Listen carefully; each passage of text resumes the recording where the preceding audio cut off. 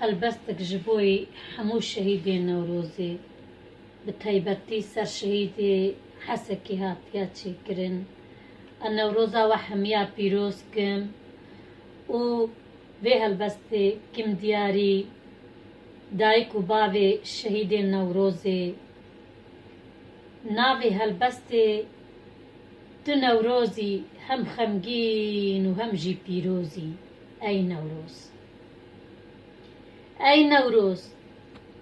Tu hatî heyva adarê min got qeytê bixemilînê rengê biharê.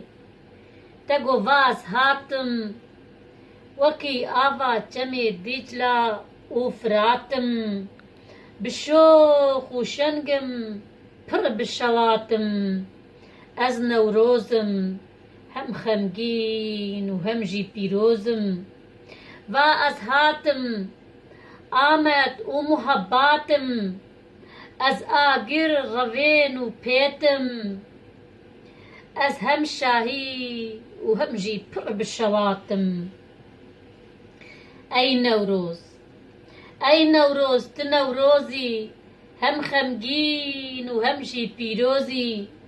Min got qeytê werê porê min şekê. Bisk û guliyê min bi hinekê. Min bi bûk û xwe jî bi zavekê. Gul û nêrgiza li ber bîna mekê. Xemla bûkaniyê li bejna mekê. Malbata alo ji nû vira himbêskê. Şarê hesekê silav û rêzkê.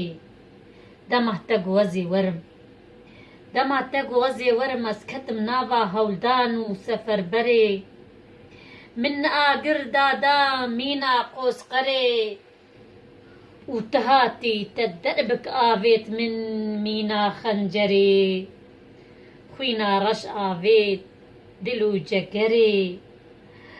Rica qîrî ban kir seherê.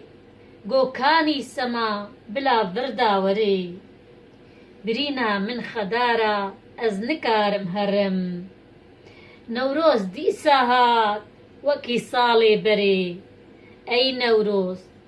Tu Newrozî hem xemgîn û hem jî pîrozî.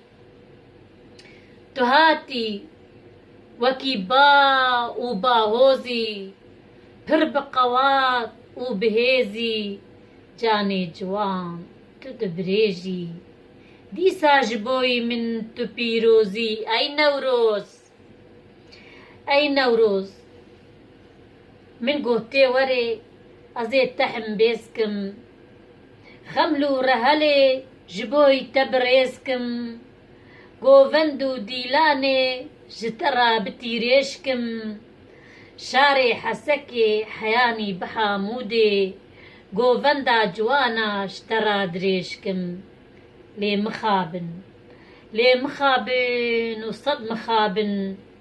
Te hatî mîna tavê baranê. Wekî awr û volkanî. Te derbik mezin li şarê hesekê danî. Şûna şahiyê te hezn û girî bixwara anî. Ey Newroz! Tu Newrozî hem xemgîn û hem jî pîrozî. Ji boî me Kurda tu bîrdozî. Ez nizanim çi navî li te kim. Dil û cegera ji boî te perçekim. Dil û cegera ji boî te perçekim. Çara şehîdê te ji bîr nakim. Ey Newroz! Min got ez ê te pîroz kim. Rihê şêrîn li ser te kim. Ey Newroz!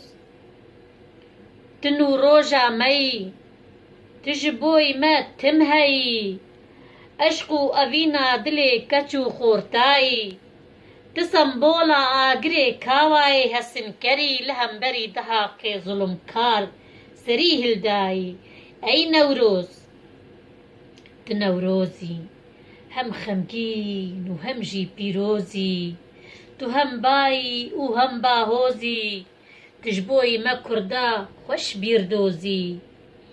دیسا تەولی هەفت قاس ئێش و کەدەرێتە ئەس بێژم تو بخێر هاتی ئەی نەورۆز تو بخێر هاتی نەورۆزا ئازادیێ تو بخێر هاتی نەورۆزا وەکەویێ تو بخێر هاتی نەورۆزا گەلێ ئاری تو بخێر هاتی بەرخوەدانە گەلێ بندەست جەژنا نەورۆزێ لەوە هەمیا پیرۆز بێ هەڤالنۆ ئەم هێڤیدارن ئەم گەلک نەورۆزا ببینن هێدی نەورۆز ببن ڕۆژێ شاهیێ و خەمگینیێ باڤێژن ژە سەرخوا سلااو ڕێ